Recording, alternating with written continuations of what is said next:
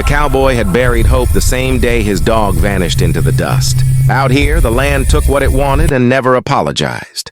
Dusty had followed him through blizzards and gunfire, slept by his boots through winters that cracked bone, and understood silence better than most men. When the tracks ended at the dry creek bed, the cowboy stood there a long time, staring at the empty ground, knowing deep down that nothing living survived alone for long in that stretch of desert. He returned to his cabin heavier than before, the quiet gnawing at him like hunger. Weeks passed with no change. The wind howled through the plains. Nights crept colder and the cabin felt hollow, like something vital had been ripped out. The cowboy spoke to no one. He worked, ate, and slept like a man already half gone.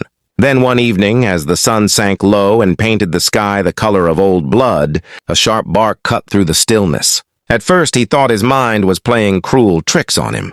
But then it came again, clear, familiar, impossible. He stepped outside slowly, afraid the sound might vanish if he moved too fast. There stood Dusty, ribs showing, fur matted with dirt and dried blood, eyes bright with something urgent. The cowboy's breath caught. He dropped to one knee, reaching out. But the dog only wagged his tail once before turning away. He stopped a few steps off, looking back expectantly. Something was wrong.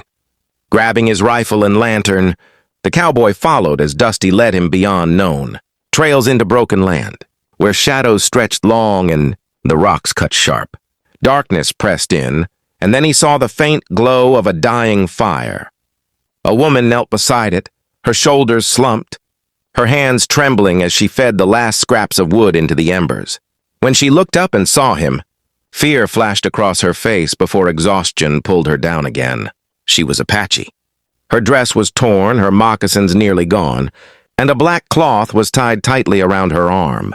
Grief clung to her like dust. Dusty moved to her side immediately, sitting close, protective. The cowboy lowered his rifle without a word. He could see she had been running for days, maybe longer. Whatever had hunted her had already taken too much. In that moment, standing beneath the wide, uncaring sky, he understood one thing clearly. His dog hadn't just survived. He had chosen to come back. The woman did not reach for the water at first, only stared at it as if it might disappear. The cowboy set the canteen down between them and stepped back, giving her space the way the frontier had taught him. Trust in the West was never taken, only offered and slowly accepted. After a long moment, she lifted the canteen with both hands and drank, her throat working desperately before she caught herself and slowed. Dusty stayed close, his body angled toward her, eyes alert. As if daring the world to try again, they sat in silence while the fire crackled low.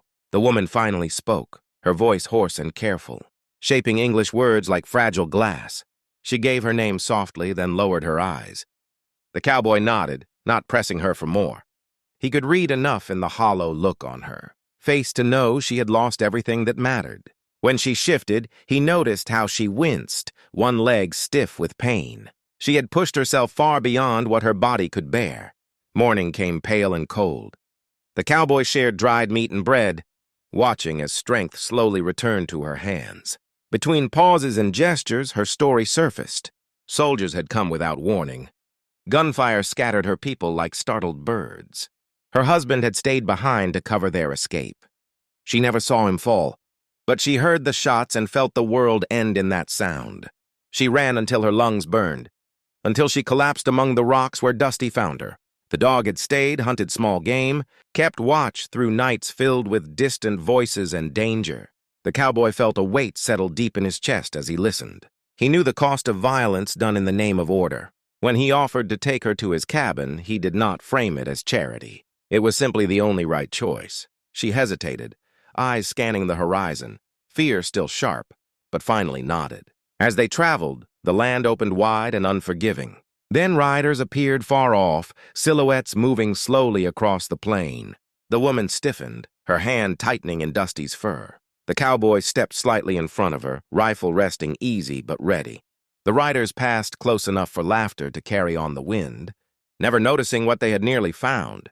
When they were gone, the woman exhaled, a sound caught between relief and tears. By the time they reached the cabin, dusk had fallen.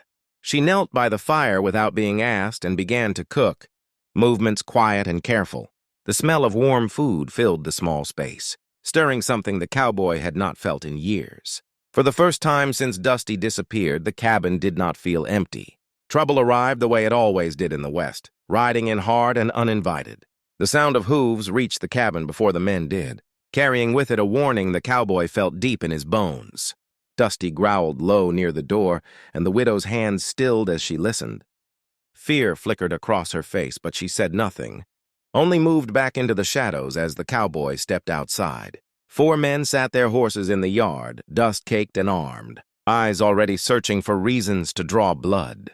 They spoke of runaways and rewards, of keeping the land clean, their words careless and cruel. The cowboy stood calm, one hand resting near his holster, his voice steady as he told them there was no one here they were looking for. When they pressed closer, suspicion sharpening, he didn't raise his gun. He raised his name. It carried weight earned the hard way, through years of fights survived and debts paid in full. The men hesitated. One spat into the dirt. Another laughed nervously. In the end, they turned away, choosing easier prey over a man who wouldn't fold. The sound of their departure lingered long after they were gone, leaving the land quiet again. Inside the cabin, the widow's strength finally broke. She sank to her knees and wept, the kind of crying that came from a place too deep for words. The cowboy stayed where he was, giving her room until she reached for his sleeve on her own. He sat beside her then, offering nothing but presence, which was more than most ever gave. Dusty pressed in close, tail thumping softly against the floor. Days passed without incident.